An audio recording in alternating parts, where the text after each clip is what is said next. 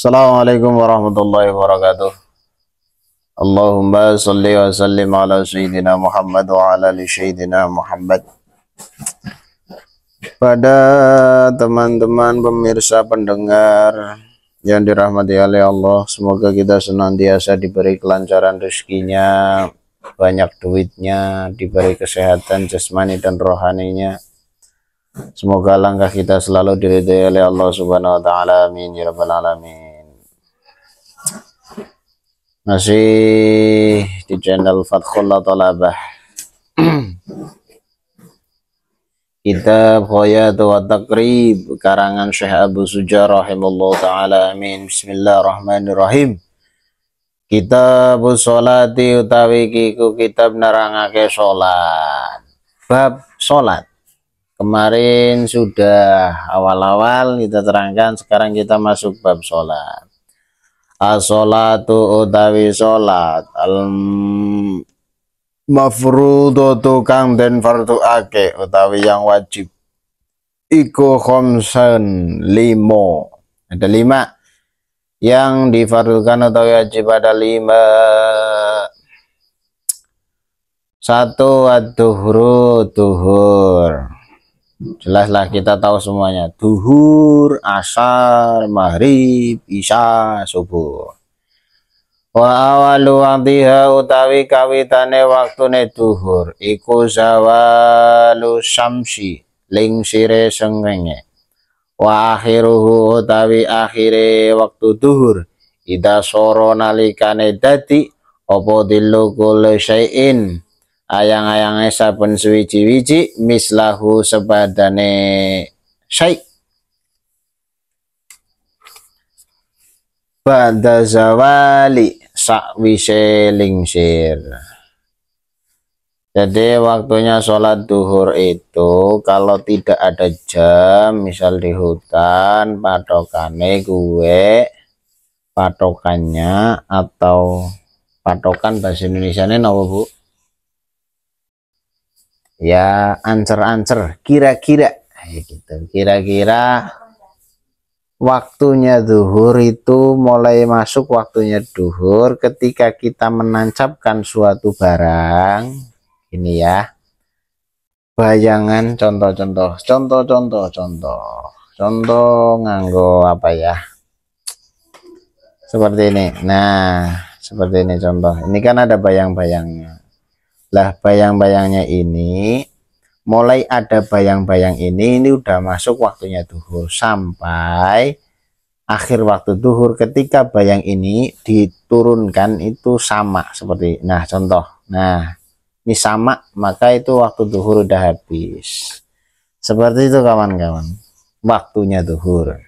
Kemudian wal asru utawi waktune ngasar utawi lan kaping pindhone salat asar. Wa awalu waqtiha utawi kawitane salat asar. Wa awalu waqtiha utawi kane salat asar ziyadatun iku tambah tawi dadi ya kena ala dilli misli ing atase ayang-ayang suwiji-wiji. Jadi waktu asar itu ketika waktu zuhur udah habis. Jadi ayangannya udah sama seperti yang tadi saya contohkan. Itu udah masuk asar. Wa akhiruhu tawi akhirnya salat asar fil ikhtiyar ing dalam waktu ikhtiyar atau kira-kira ila dillil mislaini tumeka ayang-ayange swiji-wiji loro. Jadi ketika bayangan itu jadi 2, contoh kan tadi seperti ini ya. Nah ayang-ayangnya bisa, ayang-ayang ini ini 2, 1 sampai sini, nanti 1 lagi. Nah ini 2, itu waktu asar sudah habis. Wafil jawazi lan ing dalam waktu kang jawaz utawi boleh ila hurufus syamsi tumeka surupe srengenge. Jadi ketika matahari mulai tenggelam tapi belum tercipta mego kang abang, langitnya belum warna merah, mulai matahari terbenam, itu boleh, masih boleh asar. Kalau sekarang ada jam ya enak pakai jam lah. apalagi ada internet. Tapi ini misal kalau kita keadaan kepepet atau apapun lah, dimanapun itu kita bisa menggunakan ancer-ancer ini, patokan ini. Wal maghribu lan kaping telune ya gue salat maghrib.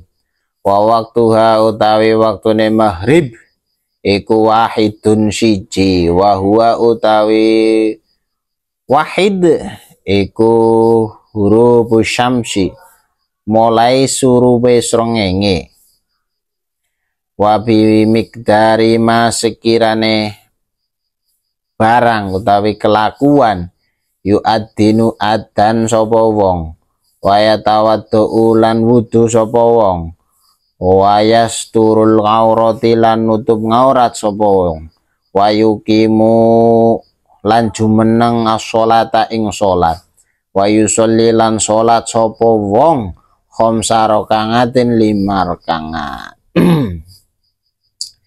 Jadi waktunya maghrib itu hanya satu, mulai dari terbenamnya matahari sampai kira-kira orang itu adzan, kemudian wudhu, menutup aurat, melaksanakan sholat 5 rakaat, waktu maghrib sudah habis. Makanya ketika sholat maghrib udahakan cepat-cepat karena waktunya sedikit, seperti itu.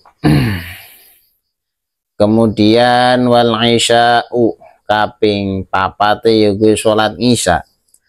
Wa awalu waqtiha utawi kawitane salat isya idza huba nalikane dadi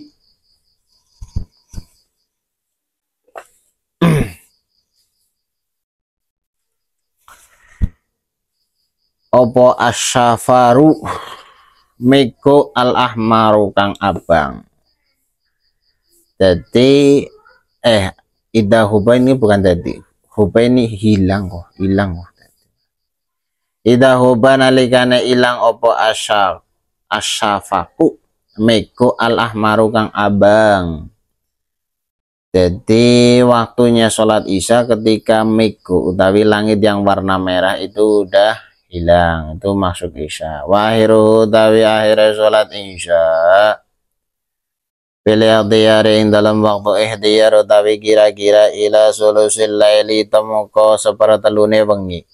Wa bil jawazilan kanggo waktu kang jawas utawi boleh ila tulu'il fajri tumoko metune fajar asani kang kaping pindho. Jadi keluar fajar yang kedua itu masih boleh sholat isya atau sebelum subuh lah. Biasanya ini sekitar 3:30 atau jam 4 biasanya fajar yang kedua. Jadi waktunya isya itu mulai dari mego kang langit yang warna merah itu hilang sampai sepertiga malam, tapi boleh sampai terbitnya fajar. As-subhu was-subhu lan kaping 5 salat subuh. Wa awalu waqtiha utawi kawitane salat subuh iku tulu'il fajri matune fajar asani kang kaping pindho. Wa akhiruhu utawi akhire salat subuh fil ikhtiyari ing dalam waktu ikhtiyar utawi kira-kira ilal asfari ilal asfari tumeka remeng-remeng maksudnya malamnya itu udah mulai agak terang kayak gitu. Biasanya ini 5:30. Wa fil jawazi dalam waktu kan jawas ila tulu'i syamsi tumeka metune srengenge tawi matahari. Jadi waktunya subuh itu ketika mulai keluarnya fajar yang kedua dan akhirnya subuh yang Jawa yang kira-kira itu ketika waktunya mulai remeng-remeng ya jam 6 atau jam 5:30 lah biasanya, 5:30 jam 5:30 ya, 5:30 atau jam 5. Kalau sekarang ya sekitar jam 5 kayaknya loh kalau sekarang. Tapi kalau waktu yang jawas atau boleh sampai terbitnya matahari. Terbitnya matahari biasanya jam 6. Jam 6 lebih kalau sekarang ya. Jam 6 lebih itu boleh. Oke, seperti itu. Nah, terus seperti ini teman-teman, bagaimana kalau tidak ada matahari dan kita tidak punya jam? Ya, kita kira-kira, karena tidak ada yang bisa buat patokan gitu. Misal di kutub utara atau sejenisnya, patokan jam nggak ada, kita hanya kira-kira. Boleh nggak boleh, kita boleh kira-kira. Kenapa? Karena keadaan darurat. Makanya segala sesuatu kalau keadaan darurat kita diperbolehkan, termasuk makan makanan yang haram ketika itu darurat.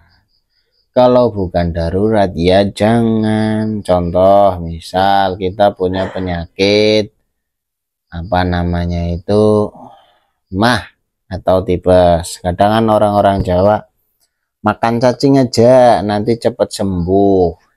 Boleh enggak? Padahal hukumnya cacing kan haram gitu, karena masuk hewan melata, termasuk menjijikan. Gitu loh. Enggak boleh. Tapi kalau sudah terpepet, misal kita sudah mencari obat kemanapun atau mencoba obat ini itu enggak berhasil, kita baru boleh. Tapi kalau baru ikhtiar 1 kali 2 kali kita langsung menggunakan cacing enggak boleh. Sama misal kayak orang lemah syahwat, contoh pakai daging ular, misal itu ular kan jelas haram. Pakai daging ular biar syahwatnya kembali, ya ndak boleh kalau belum ikhtiar secara keseluruhan. Ikhtiar dulu, pakai herbal, berobat ke sini ke situ sampai mentok. Ketika kita ikhtiar baru boleh kita berobat menggunakan daging ular. Karena kalau model kepepet itu boleh, tapi setelah kepepet. Oke, seperti itu teman-teman yang dirahmati Allah. Semoga sedikit yang saya terangkan ada manfaat. Bila banyak kekeliruan dan kurang pas saya mohon maaf. Assalamualaikum warahmatullahi wabarakatuh. Allahumma shalli wa sallim ala sayyidina Muhammad wa ala ali sayyidina Muhammad.